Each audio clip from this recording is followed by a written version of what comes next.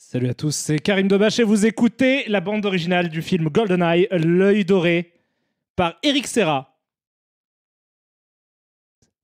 Voilà.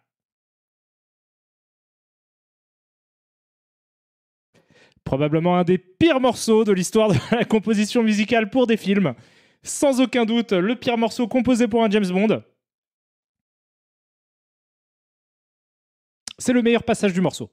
Là, c'est... Et après, ça repart. Merci à toi, Intercodeur, pour le sub, ça fait super plaisir. Est-ce que tu kiffes la musique, Intercodeur? Est-ce que tu kiffes sur ce gros son quand même de Eric Serra, qui envoie du très très lourd? Parce que je te le dédie. Ping, pow, pow, do, pow, pow. Et dans la scène, si je me souviens bien, dans le film, c'est le moment où il est avec une meuf en train de rider dans sa bagnole. Voilà. C'était le morceau Ladies First, donc les filles en proms, comme on dit, de Eric Serra sur la bande originale de GoldenEye. J'espère que vous avez kiffé. De mémoire, il y a aussi celle, je pense que j'en ai déjà parlé en stream évidemment, mais celle de La Totale de Vladimir Cosma est pas mal aussi. Elle est pas mal, je la retrouve. Il y a un problème par instrument à peu près.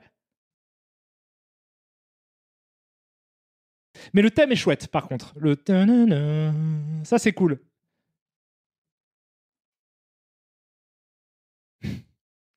En fait, ça va. C'est moins pire que ce que je me souvenais. Mais alors, ouais. Ce film a été remaké par James Cameron.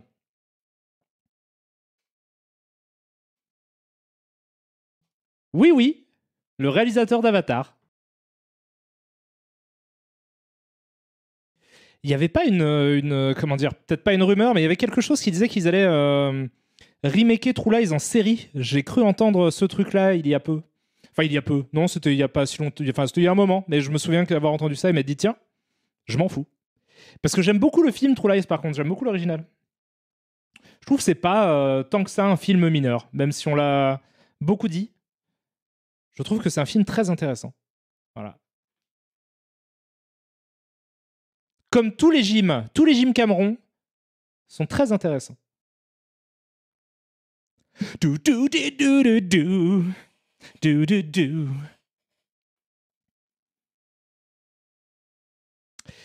Et on terminera par un petit morceau.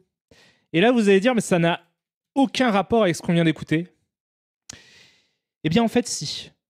Voilà. Et si vous arrivez à trouver le rapport entre la chanson qui vient de passer et celle que je vais mettre immédiatement, celle-ci, alors vous êtes très fort. Voilà. Effectivement, vous aurez reconnu la bande originale du film Il était une fois dans l'Ouest d'Ennio Morricone. Morceau qui est joué, pas en vrai, mais qui diégétiquement dans le film est joué par le personnage de notre ami Charles Bronson, dans une scène magnifique, enfin dans plusieurs scènes d'ailleurs, mais la scène de flashback avec l'harmonica fait bien sûr écho à la scène de la montre dans Et pour quelques dollars de plus, souvenez-vous. Là aussi, il y a un flashback, et là aussi, un instrument de musique un peu farfelu est au centre du dit flashback. Eh bien, je te félicite. Je te félicite, Taomon 42. Je te félicite. Voilà, tu as trouvé. Ah, tu jouais même pas! Tu jouais même pas, mais tu l'as trouvé! C'est Taomon 42 qui a la solution, qui vient de vous la donner. Bien joué. Les deux chansons que vous avez écoutées sont dans un film de Claude Zidi. Voilà. Et Taomon 42, je trouve que c'est pas une référence de la honte. Le pire, c'est que c'est la première référence qui m'est venue, nous dit Taomon. Alors ça, par contre, c'est un problème. Ça, si quand tu entends la musique que je suis en train de jouer, tu penses au Grand Bazar avec les charlots de Claude Zidi, dont on va discuter, hein, je l'ai revu, donc c'est pour ça, en fait, ça m'est venu. Je l'ai revu il y a peu. Film de 1973. C'est pas Claude Zidi, c'est Claude Zidi. Et il a fait... non, il a pas fait Il était une fois dans l'Ouest. Ça aurait été extrêmement surprenant. Mais il a fait, étant donné que son film Le Grand Bazar avec les Charlots est sorti en 1973, il est sorti 5 ans après Il était une fois dans l'Ouest, ce qui est assez fou quand tu remets le truc en place, effectivement. Le Grand Bazar de Claude Zidi est sorti 5 ans après Il était une fois dans l'Ouest, et il y a un plan qui fait totalement référence globalement au cinéma de Sergio Leone. Puisqu'il est construit comme un plan de western, peut-être pas de western italien, mais comme un plan de western en tout cas, et que par-dessus on entend la bande originale du film Il était une fois dans l'Ouest, cette chanson magnifique, Man with the Harmonica, ou Harmonica tout court d'ailleurs. Voilà. C'est le plan avec Galabru et sa clé à molette, absolument Taomon 42, qui est incollable sur le Grand Bazar avec les Charlots. Du coup, salut à tous, c'est Karim Debache, comment allez-vous? Vous avez vu, j'ai de moins en moins de ce bouton. Je pense qu'il va disparaître et qu'au bout d'un moment, il n'existera plus. T'es très fort, Taomon 42, c'est surprenant. Mais j'ai revu il y a pas longtemps. En fait, je me suis fait un double feature Michel Serrault, sans le vouloir trop, mais je me suis rematé le Grand Bazar de Claude Zidi et ensuite Buffet froid de comment s'appelle-t-il, de Blier. Qui est toujours un chef-d'œuvre fantastique, fantastique film qui est Buffet froid, mon billet favori, je pense un des meilleurs films français des années 70 non, c'est oui, fin 70 c'est absolument un chef-d'œuvre. Mais je vais pas vous en parler parce que j'en ai déjà parlé de Buffet froid, étant donné que, souvenez-vous, je vous l'ai présenté au cinéma, je l'ai diffusé avec mes camarades et amis de Panique Cinéma lors d'une projection au Forum des Images. Mais c'est toujours un chef-d'œuvre. C'est toujours le deuxième meilleur film avec Jean Benguigui dedans. Le premier étant Les Affranchis en VF. Donc je vais pas vous parler de Buffet froid qui est un chef-d'œuvre avec un casting absolument incroyable. C'est incroyable. Hein. Si je vous en parlais un peu, c'est incroyable. Alors, regardez Buffet froid si vous l'avez jamais vu, c'est absolument fantastique. Il y a un casting de malade, Depardieu, comment Blier père qui est exceptionnel, et Carmet. Enfin, ils sont tous complètement merveilleux. C'est un chef-d'œuvre et Jean Benguigui est fantastique et Carole Bouquet tout le monde est fantastique. C'est vraiment un chef-d'œuvre. Et voilà, regardez-le. Par contre, après, je me suis maté. Non, avant, je m'étais maté le Grand Bazar. Et en le revoyant, le Grand Bazar, ils sont très jeunes à l'époque. Ça dépend lesquels. Le Grand Bazar, en fait, en le revoyant, je sais pas pourquoi j'ai eu envie de revoir le Grand Bazar avec les Charlots. Donc c'est un film de 73 qui sort après les Bidas et après la Grande Java. Donc c'est après le carton total des Charlots. Et je me suis rendu compte que je connaissais ce film absolument par cœur parce que je pense que je l'ai vu en fait toute ma jeunesse. J'ai dû le voir à peu près 271 fois et ça fait que je connais vraiment, mais vraiment le film. Je le connais comme je connais Pulp Fiction par exemple ou d'autres trucs comme ça que c'est vraiment ou le Bon la brute et le truand, je le connais vraiment très très bien. Je l'ai beaucoup vu et en fait en le regardant je me suis dit mais en fait il est très sympathique. En fait c'est une comédie vraiment assez sympathique qui a les défauts de sa nature d'être une comédie grand public populaire machin etc, mais qui est quand même amusante dans la façon dont c'est fait, qui a à cœur de faire du slapstick, un petit peu des trucs un peu cartoon et tout quand même, qui possède un message qui vaut ce qu'il vaut sur la grande distribution, mais pourquoi pas, parce que le scénario du Grand Bazar, je sais pas si vous l'avez vu, ce chef-d'œuvre, c'est en gros salut Karim, en ce moment je suis en train de prendre un tournant, en effet je commence à me faire une collection de Blu-ray, j'ai déjà fait quelques achats et maintenant j'ai établi une wishlist. Bah c'est cool, bah prends Buffet froid et prends le Grand Bazar, voilà, fais-toi plaisir, c'est toujours sympa. Mais du coup en fait le scénar c'est les Charlots. Donc les Charlots, pour ceux qui ne savent pas, c'est à la base c'est un groupe de musique humoristique qui par un film qui s'appelle La Grande Java est passé au cinéma pour être un groupe d'humoristes, en fait de comédiens qui jouent dans toute une série de films. Les plus connus sont probablement les Bidas, mais le meilleur est incontestablement le Grand Bazar. Le Grand Bazar, qu'est-ce que c'est? Le Grand Bazar, c'est une histoire de copains, c'est une histoire d'amitié, c'est l'histoire des Charlots qui ont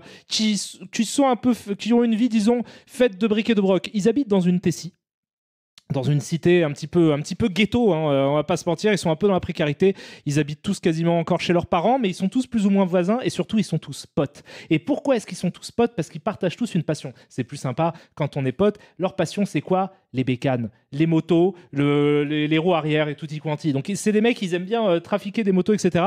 Mais il faut mettre de la bouffe sur la table, et donc par conséquent, ils ont besoin de taf alimentaire. Donc ils travaillent à l'usine. Ils fabriquent en l'occurrence des tondeuses à gazon. Donc un taf pas super palpitant, mais eux, comme ils aiment bien la mécanique, en fait, ils se laissent un petit peu aller à un moment, et au lieu de fabriquer des tondeuses à gazon, ils fabriquent des motos avec les mêmes outils qui sont nécessaires pour fabriquer des tondeuses à gazon. Donc le patron, voyant ça, se dit « Ah, non, c'est pas ouf. Donc vous êtes virés. Vous êtes virés parce qu'on ne fabrique pas de moto. Et une scène fantastique où leur patron leur dit bah, écoutez, on voudrait bien vous garder, mais en même temps, on fabrique pas de moto et vous fabriquez des motos alors qu'on vend des tondeuses à gazon. Donc il y a un paradoxe. Et donc vous êtes renvoyés. Ils sont virés, ils s'en vont. Ils essayent 2-3 autres. Ils ont un pote qui est Michel Galabru. Il y a Michel Galabru qui est un épicier de la Tessie, et donc ils sont potes avec lui. Et Michel Galabru, il est aussi fan de bécane, parce que tout est lié, tout tourne autour de la bécane. Donc comme ils sont tous fans de moto, Michel Galabru, il a tendance à leur prêter des bécanes pour qu'ils aillent faire de la bécane. J'ai beaucoup dit bécane. Hein. Et donc, du coup, les charlots, ils sont obligés de retrouver un taf quoi, pour mettre de l'argent sur la bouffe, sur la table. Et du coup, ils essayent 2-3 tafs. Ils font visiter des appartements, d'abord, notamment à Coluche. Alors, il y a Coluche qui vient visiter un appartement. Ça se passe pas très bien. Ils sont pas très bons pour faire visiter des appartements. Ils sont pas très bons en livreur de lait, parce que parfois, ils doivent livrer du lait ou du vinaigre ou du vin à des locataires qui ont des lions. Ça, c'est un truc qui arrive vraiment dans le film. Donc, tout ça vous paraît peut-être un peu... Je vous jure que tout ça est vrai. Et du coup, bon, ça se passe pas bien. Mais un autre problème arrive. L'autre problème, c'est que devant l'épicerie de Galabru se construit en une nuit un hypermarché. Un hypermarché, et là on voit toutes les peurs des années 70, donc tout ça, et Michel Galabru il fait merde, de la concurrence, mais de la concurrence vénère, parce que c'est un hypermarché de ouf, d'autant qu'il a un super patron, cet hypermarché, qui est joué par Michel Serrault. Merci beaucoup à toi, Rodi74, qui me dit nouvelle session peinture de Warhammer 40 000, accompagnée par ta divertissante personne, merci, et j'espère que tu apprécies Karim Debache qui résume des films. Et Eski Niax, merci beaucoup à toi pour le Prime aussi, son 4e mois d'abonnement, et tu me dis parce que Gabriel Knight. Je préfère quand c'est parce que moi, mais écoute Samira, ça reste, ça fait super plaisir. Samira, Fatima ou toutes les meufs que tu veux. Et donc du coup, problème, nouveau commerce qui ouvre en face, concurrence déloyale, le nouveau commerce, l'hypermarché en question, il a des moyens à ne plus savoir qu'en faire, il a énormément de produits à des prix défiant toute concurrence, et des petits cochons. Il a des petits cochons de lait, et il organise des tournois de tu lâches des petits cochons de lait dans le supermarché, et les clients doivent attraper les petits cochons de lait dans une scène absolument merveilleuse, et si vous arrivez à les choper, vous pouvez partir gratos avec le petit cochon de lait. Rassurez-vous, il y en a un qui est quand même sauvé par les charlots. Voilà, et donc... c'est une thématique dans la comédie française de se battre contre la grande distribution. Tu as ça et l'aile ou la cuisse, la vérité c'est en deux, etc. Bien sûr, c'est vrai, c'est une tradition qui est tout à fait louable. Pourquoi pas. Mais du coup, l'intrigue démarre. Je vais pas tout vous raconter. L'intrigue démarre face à ça. Et les charlots et Michel Galabru vont devoir se battre contre Michel Serrault, qui en plus a dévoyé tous les commerçants de la Tessie parce qu'il leur a genre le boucher. Il a dit écoute. T'es boucher là, mais tu pourrais être boucher mieux payé dans la boucherie de mon supermarché. Donc le boucher, il fait ok, tranquille, cool, relax. Et c'est il trahit malheureusement. Voilà, donc c'est absolument fantastique. Je vous recommande Le Grand Bazar et La Soupe aux choux, bien sûr, qui se bat contre effectivement la grande distribution des extraterrestres. Voilà, merci beaucoup à toi, monsieur Golden Apple, pour le Prime. Tu es fantastique et merveilleux. Donc oui, super film. Vraiment, mais c'était assez drôle et c'était amusant et c'était décalé. On va se mater la bande-annonce juste après, avant de commencer le stream. Voilà, sinon j'ai maté aussi, comme je dis, Buffet froid. Là, pour le coup, c'est un chef-d'œuvre aussi. C'est vraiment super sympa. Merci beaucoup à toi, ma petite bulle. Je vais pas te faire un bisou trop fort, sinon tu risques d'éclater. J'ai pas grand chose de plus que ça. Tu me dis des bisous, des câlins et autres marques d'affection sur vous. J'aurais dû lire ton commentaire avant de faire une blague sur ton pseudonyme. J'aurais pu lier les deux, ça aurait été merveilleux. J'ai raté une occasion fantastique de faire une blague absolument légendaire. Je m'en veux, je vais du coup me poignarder avec ce feutre. C'est faux, c'est faux. Si vous vouliez voir du sang, regardez du MMA. Merci beaucoup à toi, Esquignax pour ton incroyable sympathie, puisque non seulement tu prends des subs, mais en plus tu en offres. En l'occurrence, tu en offres à Cassandre. Bienvenue à toi, Cassandre. J'espère que tu es heureux désormais, ou heureuse d'ailleurs, Cassandre, de faire partie de cette fantastique communauté dans laquelle, qu'est-ce qu'on fait ? On regarde Le Grand Bazar, parce qu'on est des fous. Parfois, on regarde aussi Hit, le DVD, en l'occurrence. Vous me dites quoi ? Suite à ton dernier stream, j'ai maté Hit et j'ai adoré. Du coup, je me suis commandé le bouquin dans la foulée. Merci Karim, me dit Black Hockey. Écoute, tout le plaisir est pour moi. Hit étant, comme je l'ai déjà dit, et je ne le répéterai pas pour le coup, un des plus grands chefs-d'œuvre de l'histoire du cinéma. Allez, merde. Au diable l'avarice de compliments, c'est un chef-d'œuvre. Et dit-il le bouquin, parce que la suite de Hit vient de sortir en livre, je l'ai aussi, je ne l'ai toujours pas lu. Pourquoi ? Parce que je suis occupé à lire d'autres choses, telles que Berserk 20. J'en suis à là, c'est super bien. Je viens de lire celui-ci, c'est le dernier que j'ai lu. Je ne peux pas vous en montrer des images parce que je pense que j'irais en prison si je le faisais, étant donné la violence totale de ce qui est dessiné. C'est de pire en pire. À chaque tome, en fait, tu te dis, mais non, là, ça va se calmer. Mais non, c'est de plus en plus hardcore et traumatisant. Donc, pour un public averti, hein. Et d'ailleurs, c'est écrit là, pour lecteurs avertis. Là, vous le voyez pas bien, mais croyez-moi sur parole, effectivement, c'est hyper hardcore. Mais par contre, ouais, c'est vraiment super. Hein. C'est super bien. Une espèce de climax qui se passe autour des tomes 12-13. Et on se dit, après, que vont-ils nous réserver comme... Eh bien, plein de trucs. Plein de trucs. Il se passe plein de trucs. Là, tout l'arc dans lequel je suis, là, avec Mosgouz. Mosgouz. Vous dites Mosgouz ou vous dites Mosgouz ? Dites Mosgouz ? Mosgouz. Mosgouz ? Je ne sais pas. Avec le prêtre fou, là. C'est fantastique. C'est vraiment fantastique. C'est super. J'en suis du coup, tome 20, je sais qu'il y en a 41. C'est bien ça ? Donc j'en suis à la moitié. Et je vais continuer consciencieusement à lire tout ça. Autre chose. L'arc Inquisition, absolument, agent trouble. C'est l'arc Inquisition. Mosgouz, peut-être mon personnage préféré. Il est tétanisant, lui. Hein. Lui, il est badant de ouf. Hein. Attendez, alors, merci beaucoup à toi, Pisca Flash, pour le sub. Et tu me dis, ces streams de Gabriel Chevalier sont magnifiques. J'ai commencé le 3e jeu vidéo de la saga, qui n'est pas en FMV, malheureusement. Ça promet bien, par contre. Gabriel est un dragueur hyper fauché et Nakimura est toujours très caustique. Merci pour ces lives drôles et intéressants à la fois. J'ai retrouvé le plaisir de jouer au jeu Point and Click, une ancienne passion d'une époque révolue, 1998. Ouais, mais moi aussi, ça me donne envie de faire plein de point and click aussi, c'est absolument fantastique. Merci beaucoup à toi, Itenlio. T'es là depuis 1 an. Joyeux anniversaire, j'ai envie de te dire, ça fait plaisir. Tu me dis quoi ? Bonjour Karim, Berserk dans mon top 3 des meilleurs mangas. Ouais, alors moi, je m'y connais très peu en manga. J'en ai lu très peu. Dans ma vie, j'ai lu quoi ? Dragon Ball. Yu Yu Hakusho. J'ai lu Hunter x Hunter. Berserk. Akira 1000 fois, je l'ai lu plein de fois Akira. Quelques guns, quelques trucs, mais j'ai pas une connaissance de ouf des mangas. Et donc du coup, par défaut, c'est effectivement un de mes mangas préférés. Mais je suis une bien piètre personne pour dire ça. Merci à toi Draken17 pour le Prime, tu te déchires de ouf. Merci à toi Everything Man aussi, tu es merveilleux. Tu dis un bouquin sur le cinéma assez général à me conseiller. Faire un film de Sidney Lumet.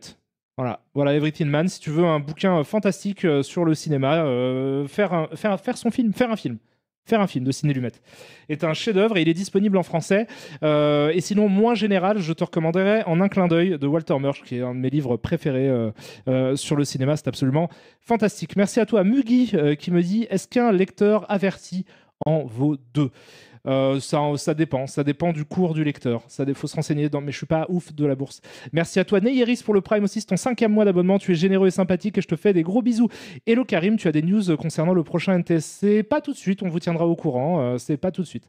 Merci aussi à toi Squalito pour le Prime, on sait le film pour NTSC par contre, mais on n'a pas commencé encore. Merci à toi Squalito également pour le Prime, tu es fantastique. Billy Bat, ça m'étonnerait que tu kiffes pas, ça a l'air ton style. C'est un manga, d'accord, ça s'appelle Billy Bat, oui, ça m'étonne pas. Je pense que je vais apprécier effectivement. Azalek qui dit incroyable, faire un film de Sidney Lumet, il fourmille d'anecdotes ultra intéressantes. C'est passionnant, c'est vraiment absolument passionnant. Je pense vraiment que c'est une bonne. Même en plus, je pense que c'est pas compliqué, genre même si tu t'y connais pas de ouf, t'es pas cinéphile ou quoi, je pense que faire un film c'est un super truc à lire, tu vas apprendre plein de choses. Et d'ailleurs En un clin d'œil aussi. En un clin d'œil, c'est vraiment un de mes livres préférés de Cinoche de tous les temps. C'est fantastique. Par contre, c'est un peu plus spécifique. Ça parle c'est le monteur de Apocalypse Now, Walter Marsh. Et c'est super cool. Erlirwin, merci beaucoup à toi. C'est ton 8e mois d'abonnement. Tu me dis bonjour Karim et les gens. Bonjour, j'espère que tu vas bien. J'espère que c'est la teuf. Voilà. Merci à toi, El Captain Cool, avec tes 100 beats. Ça en fait des beats. Tu es le roi de la beats. Merci beaucoup. Et tu me dis la hype. Effectivement, le train de la hype est à son niveau 4. Il est sur le point d'éclater. Il est sur le point d'avoir des queues de singe, des poils rouges et voilà, tout ça. Voilà, référence. La geekerie. La geekerie est à son paroxysme. Sinon, je vous disais il y a peu que j'étais en train de lire donc l'intégrale Tales from the Crypt, donc qui est dans mon bureau, enfin qui est dans ma salle, qui est pas dans cette pièce, et qui est fantastique, c'est trop cool de relire les Tales from the Crypt. Mais du coup, j'ai aussi commandé ça et c'est trop cool. Donc il y a aussi, c'est le même éditeur, Achilleos. Il y a aussi une intégrale Weird Science, donc qui est un équivalent et qui est un peu sale, vous voyez. C'était quoi ? C'était une miette ou une crotte de nez ? Dans les deux cas, C'est appétissant. C'est une miette, je suis très déçu. Mais alors du coup voilà, donc Weird Science, vraiment c'est hyper, c'est des BD ici comics des années 50 qui sont là consacrés, c'est plus des histoires de science-fiction. Tales from the Crypt, c'est évidemment beaucoup plus des histoires d'horreur, mais ça c'est un peu moins, un peu plus petit, un peu plus fin. Je sais pas si vous vous souvenez de mon exemplaire de l'intégrale de Tales from the Crypt qui est un peu plus fat, mais ça c'est un peu plus fin, mais c'est que ça contient quand même énormément de saveurs, toutes plus délicates les unes que les autres. Et j'ai vu. C'est puissant. Il est un peu moins cher aussi, du coup. L'autre, je l'ai payé genre 80 balles. Ça, j'ai dû le payer genre 60 balles, un truc comme ça. Mais Weird Science, Code Lisa, effectivement, il y a aussi ça. Ils sortent, cet éditeur sort aussi dans pas longtemps, je crois, je me souviens avoir vu la date, mais je l'ai déjà oublié, un intégral de Crime Suspense Stories que je vais aussi me procurer dès lors qu'il sera disponible. Donc c'est hyper cool ce qu'ils sont en train de faire. Ils sont en train de ressortir plein de EC Comics, quoi. Et moi, je suis hyper fan de ces BD-là. C'est trop cool de relire les Tales from the Crypt. Il y en a que j'avais déjà lu, mais en fait, là, le fait de les avoir toutes compilées au même endroit et que tu les dans l'ordre chronologique de leur sortie, c'est absolument fantastique et merveilleux. Je ne saurais que trop vous recommander ces bandes dessinées complètement, ce sont des trucs de précurseurs, quoi. Autre livre indispensable, The Big Goodbye sur la création de Chinatown. Je ne l'ai pas lu, donc je ne pourrais pas te dire ça, mais je suis sûr que c'est très intéressant. Chinatown étant un chef-d'œuvre. Shark Q3, tu me dis quoi? Salut Karim, je suis un gros fan de tes 2 chroniques que j'ai dû voir au moins 15 fois chacune, et désolé si on te pose la question souvent, mais est-ce que tu comptes faire un retour sur YouTube un de ces jours? J'espère que Gilles et Jérémy vont bien également. Ils vont bien, c'est pas encore prévu, on verra plus tard, voilà. Que me dites-vous d'autre? Keiso, merci beaucoup à toi pour le sub, tu me dis salut à tous, salut Karim, bon stream, merci beaucoup à toi, je t'embrasse très très fort. Joseph Joestar aussi, tu me dis salut Karim, je t'avais déjà demandé si tu avais vu The Chaser la dernière fois, du coup j'en remets une couche car c'est un film absolument fantastique et je le recommande à tout le monde, de s'en régaler. Je l'ai toujours pas vu, mais regardez-le, ça a l'air super sympa. Weird Science, ça n'a rien à voir avec Code Lisa. Ou alors c'est Code Lisa, donc qui, avant d'être une série émérite et absolument fantastique, que vous connaissez tous, était bien sûr un film réalisé par John Hughes. J'imagine que ça doit faire référence à ça. Je pense que c'est le type d'histoire qu'on peut... Je sais pas si ça fait référence à ça vraiment. Merci à toi Ninoto pour le 5e mois de sub que tu viens de prendre. Tu es absolument fantastique. Voilà. Donc, je vous aime déjà extrêmement fort. Je confirme The Chaser, c'est génial. Je suis sûr que c'est très bien. Hit est sur Prime Video si tu veux faire une watch party. Après, Hit, est-ce que ça peut être intéressant, hein, mais est-ce que c'est pas genre le film que tout le monde a vu, déjà décortiqué et commenté 2500 fois? Est-ce que j'ai vraiment des trucs à vous apporter sur Hit de Michael Mann, qui est un colosse de l'histoire du cinéma, hein, mais non? Non, me dites-vous? J'ai pas vu. Franchement, enfin, moi, ça peut m'intéresser de le regarder, mais vous me dites oui. Attendez, c'est un film qui fait toujours bon de revoir, visionnage chaque... Ouais, faut le mater 1500 fois. Hein. J'ai vu hier soir. Alors, si vous voulez, on pourra le mater ensemble et je pourrais vous parler de Hit.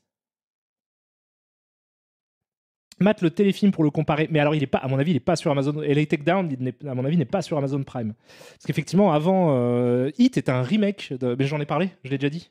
C'est un remake d'un téléfilm de Michael Mann qui s'appelle LA Takedown. On regardera ça si vous voulez. Mais avant ça, il faut absolument qu'on termine Gabriel Knight parce que je me suis lancé dans un truc et là, il faut que je sois assez monomaniaque pour le terminer parce que sinon, ça va finir comme absolument tous les jeux que je commence par ne seront pas finis. Il faut que je termine Gabriel Knight. Il faut pas que je m'arrête alors que là, en plus, on est, plutôt bien parti pour le finir, quoi. Mais avant toute chose, est-ce que vous auriez pas envie de regarder quelques bandes annonces et notamment, peut-être éventuellement, la bande annonce de comment s'appelle-t-il, de ce chef-d'œuvre incroyable qui est Le Grand Bazar, c'est ça que je vous ai promis. Ce serait chouette de se mater les Contes de la Crypte. La série a vieilli, mais il y a des épisodes chef-d'œuvre. Moi, j'adorais les Contes de la Crypte. Je trouvais ça fantastique. Moins connu et plus, le message de Drangal peut m'intéresser, me dis-tu Dream9. Salut Karim, si intéressé, il y a un très court making-of de The Beast Within sur YouTube. Effectivement, le message de Drangal m'intéresse, Dream9. Tu as eu le nez fin. Et c'est avec plaisir qu'on le regardera, mais par contre, après le let's play, parce que j'ai pas envie de pas me spoiler en fait. J'ai peur d'un éventuel spoiler dans le truc.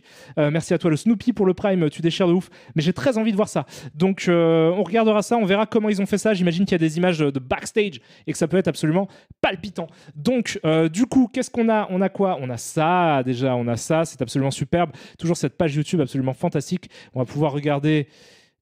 Ah, ils font Blue Beetle. Je m'en fous toujours. Bah, alors si, ça, il y a un truc Marvel dont je ne me fous pas. Pour le coup, c'est Across the Spider-Verse, donc c'est le 2. J'ai vu qu'il y avait une bande-annonce de ça. On peut regarder ça si vous voulez. C'est voilà, c'est un des rares trucs Marvel dont je ne me fous pas. Même un des rares trucs de blockbuster américain dont je ne me fous pas, parce que j'avais vraiment adoré le premier. JDG a doublé un personnage pour le film Donjons et Dragons. Mais je sais, putain, pourquoi tu me donnes des informations que je sais déjà YouTube? Insupportable, en fait, les trucs YouTube. Il faut pas aller sur les recommandations, quoi. Il faut vraiment y aller pour taper des trucs, quoi. Sinon c'est chiant. Voilà. Sinon, on te propose des trucs que t'as pas envie de voir et quelques trucs sympas, tu vois. Voilà. Ça peut être que ça. Official 90s cartoon. Ah, ils sont partis sur des trucs de blagounettes. Alors, super. Du coup, moi, c'est le seul truc qui m'intéressait là-dedans. On va regarder, on va comparer les bandes annonces de Le Grand Bazar de Claude Zidi et de Across the Spider-Verse et lequel est le mieux. Voilà, ça va être le truc. Donc, on va commencer par celui-ci. Waouh! C'était un peu fort, je suis désolé. Je suis confus. Voilà. C'est cool. Enfin, c'est cool. Après, je sais pas si. Je suis déçu par ça, ça. J'avais pas envie de voir ça. Et puis sinon, ça a l'air complètement fou et ça a l'air d'être dans la continuité du premier. Je trouve que visuellement, c'est superbe. Mais le premier est tout aussi superbe. Techniquement, c'est hyper cool. Les personnages étaient vraiment attachants dans le premier. Je suis sûr qu'ils le seront tout autant ici. Et il y a ce côté multivers des Spider-Man pour de vrai qui est quand même assez jouissif quand on revient de No Way Home où il y avait ce truc de juste les mecs du cinéma et c'était assez frustrant. Là, au moins, il y a cette idée de mettre un petit peu tous les Spider-Man et tout. Mais ce truc-là, mais putain, mais un jour, il faut vraiment genre je me demande en fait si tu fais venir un extraterrestre enfin dans 30 ans est-ce qu'on peut faire des films où il n'y a pas genre des références à des mèmes des réseaux sociaux quoi. Vraiment c'est pas est-ce que c'est genre on a le droit en fait, c'est ça le truc, c'est il y a une autorité supérieure qui dès lors que tu fais un film sans ça t'engueule ou je sais pas, ils se font quoi, ils se font menacer c'est est-ce que c'est pas possible quoi. Mais non, mais il y a pas ça, c'est insupportable ça. Après voilà, c'est parce que aussi c'est le contexte qui fait que je trouve ça insupportable. C'est parce qu'il y en a, c'est vraiment trop quoi. Mais il y a un moment où c'est plus, ça, on le sait quoi. Ok, il y a eu des images qui ont circulé sur internet et ils ont fait des blagues avec des phrases en dessous quoi. Genre oui, c'est effectivement ça s'est produit sur internet à un moment quoi. Tout à fait. Tout à fait, les faiseurs du film, c'est effectivement, vous avez bien raison, ça a existé, quoi. Ça a été partagé sur des réseaux sociaux plusieurs fois. Voilà. Puis après, c'est quoi? Mais qu'est-ce que ça veut dire, quoi? C'est énorme, c'est vraiment flatteur dans le mauvais sens. Ça, ça a pas lieu d'être, quoi. Mais après, sinon, c'est sympathique. Le reste est vraiment cool. Puis je suppose que enfin après, je vais pas, c'est des films qui coûtent cher. Il faut, j'imagine que qu'il y a plein de gens en voyant ça qui ont fait oh, truc de ouf, c'est comme sur mon téléphone, c'est comme putain, il y a ces genres de réactions dans le monde et ils font putain, c'est comme quand j'ai lancé Facebook et que j'ai vu une image, c'est un truc de ouf, on dirait que les mecs ils ont fait le film, ils savent qu'il y a Facebook et on partage des images et tout.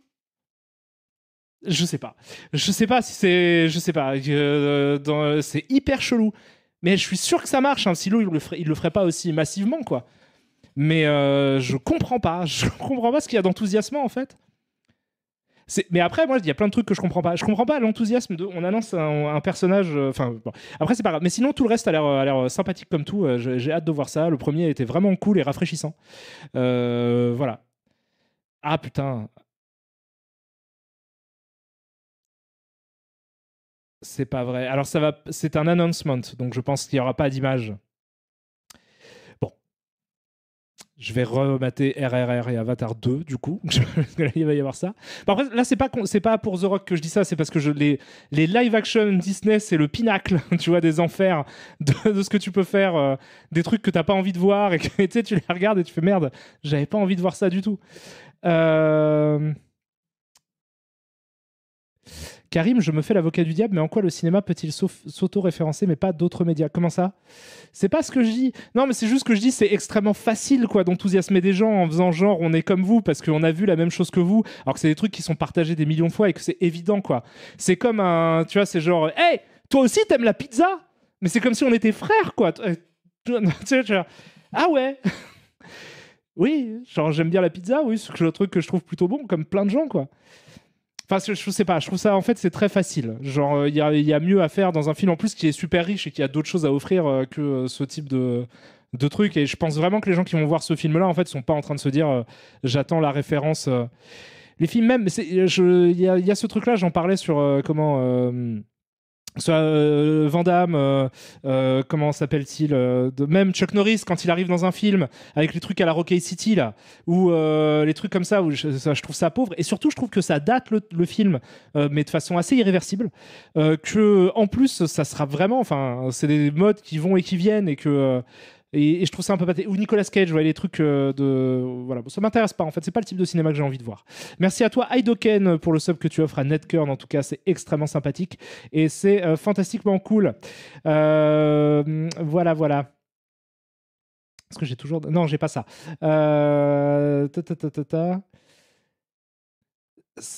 La division par zéro du cinéma, c'est le Roi Lion en live action, je m'en suis jamais remis. C'est incompréhensible, hein. C'est incompréhensible.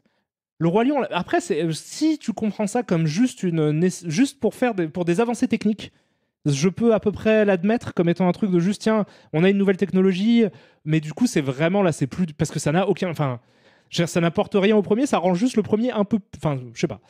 Après, peut-être c'est compliqué parce que c'est vraiment des films qui sont destinés à des jeunes. Et j'imagine, peut-être si je l'avais découvert petit, j'aurais été émerveillé par le spectacle. C'est compliqué hein, d'avoir le recul de ça après avoir. Parce que moi, j'ai grandi avec l'original, Le Roi Lion, quoi. Mais c'est vrai qu'en voyant Le Roi Lion, le pire pour moi, ça reste Aladdin. Aladdin, c'est vraiment, je trouve que ça l'a rendu laid. Genre, il y a des scènes il y a genre Prince Ali.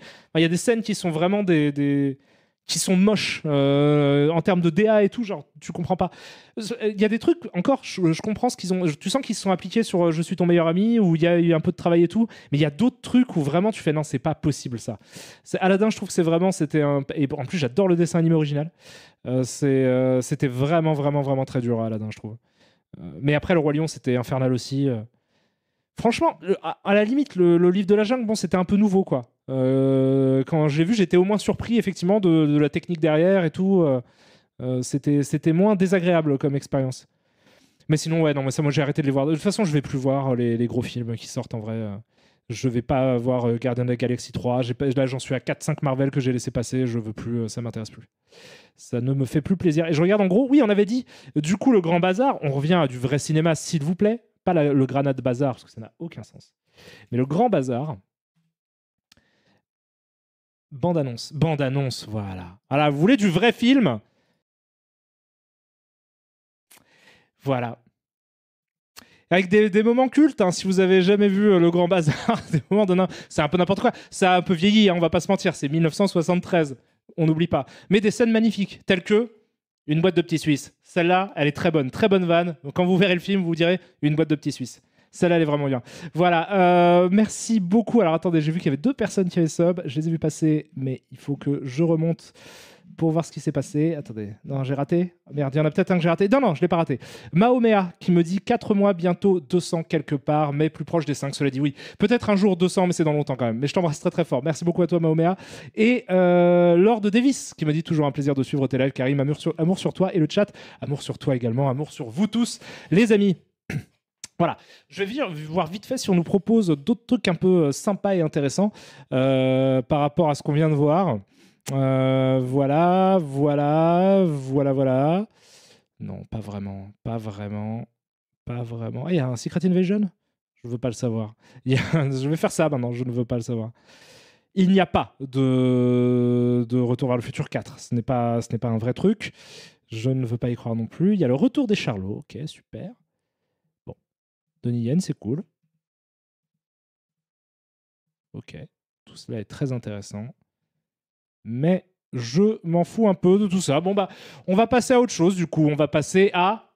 Devinez quoi? On va passer à ce pourquoi vous êtes venus. Il faut juste que je change la catégorie. Il y a un nombre de fakes, c'est ouf. Vous avez vu ça?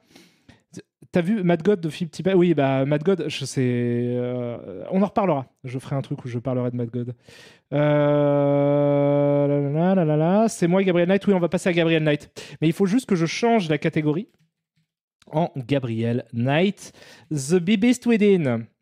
Hop, hop, hop, hop, hop. Voilà, The Beast Within. OK, et on va passer à cette petite interface que désormais vous connaissez extrêmement bien, qui est celle qui contient le jeu vidéo Gabriel Knight, ce chef-d'œuvre incroyable de l'histoire du jeu vidéo.